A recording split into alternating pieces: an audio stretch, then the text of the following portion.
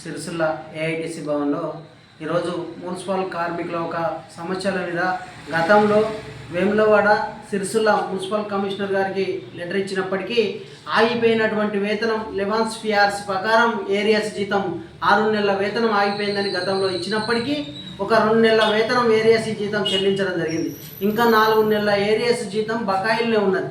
ప్రధానంగా మేము ఒకటే అడుగుతా ఉన్నాం, ఈ ఒక ప్రాంతంలో పచ్చదనం పరిశుభ్రత ఊరు నగరంలో పూర్తిగా మురికిలో తేలుతూ ఇలా పనిచేస్తున్నటువంటి మున్సిపాలిటీ పారిశుద్ధ కార్మికుల ఒక ఏరియాస్ జీతాలు ఆ 4 నెలలు ఇప్పుడు సంక్రాంతి వస్తుంది కాబట్టి వెంటనే చెల్లించి ఆ కార్మికులకు ఉపయోగపడకరంగా చూడాలని మేము ఏఐటిసి జిల్లా సెక్రటరీగా డిమాండ్ చేస్తూ ఉన్నాం.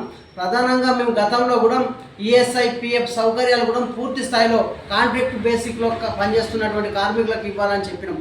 కానీ అవి ఎలాంటి స్పందన లేకుంటున్నటువంటి ఇలా ఈ ప్రభుత్వంలో మనం ఒకటే కోరుతా ఉన్నాం, ప్రజాపాలన కాంగ్రెస్ ప్రభుత్వాన్ని గత బీఆర్ఎస్ ప్రభుత్వంలో ఎన్నో ధర్నాలు చేసి ఆ ఒక కాంట్రాక్ట్ రద్దు చేసి నేరుగా ప్రభుత్వ ఉద్యోగులుగా గుర్తించాలి, వాళ్ళకు సమాన పనికి సమాన వేతనం 26,000 వేతనం చెల్లించాలని చెప్పి ఆ ఒక ప్రభుత్వంతో ఎన్నో ధర్నాలు చేయడం జరిగింది. కానీ కాంగ్రెస్ ప్రభుత్వం ప్రజాపాలనతో అధికారంలోకి వచ్చిన కాంగ్రెస్ ప్రభుత్వాన్ని ఒకటే కోరుతా ఉన్నాం, మున్సిపల్ పారిశుద్ధ కార్మికులను ప్రభుత్వ ఉద్యోగులుగా గుర్తించి సమాన పనికి సమాన వేతనం 26,000 వేతనం చెల్లించి వాళ్ళకు ఈఎస్ఐ పిఎఫ్ సౌకర్యం కల్పించాలి.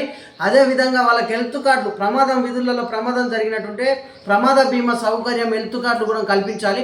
పూర్తి స్థాయిలో డ్రైవర్లు ఇప్పుడు పనిచేసేటువంటి డ్రైవర్లకు కూడా ఆ బండ్లకు కూడా ఇలా మున్సిపాలిటీలో నడుస్తున్నటువంటి బండ్లకు ఇన్సూరెన్స్ ఇలా ప్రధానంగా ఇలా చూస్తే కొన్ని గ్రామాలలో పల్లెలలో ఇలా మున్సిపాలిటీకి కానీ గ్రామ పంచాయతీ ట్రాక్టర్లు కానీ ఇలా వీటికి ఇన్సూరెన్స్ లేనటువంటి పరిస్థితి.